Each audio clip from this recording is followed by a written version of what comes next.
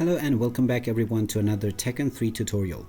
In this video, I'm going to show you how you can unlock Gunjack's full ending. So let's get started right away. First of all, you will need to unlock the Gunjack character.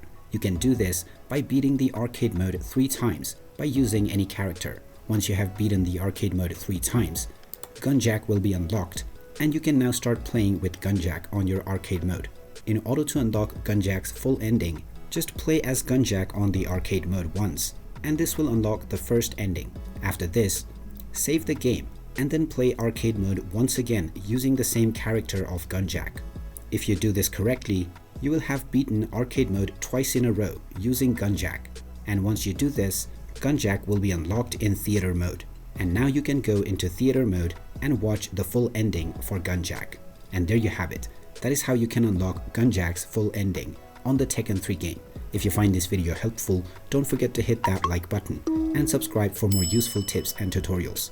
Thanks for watching and see you again in the next one.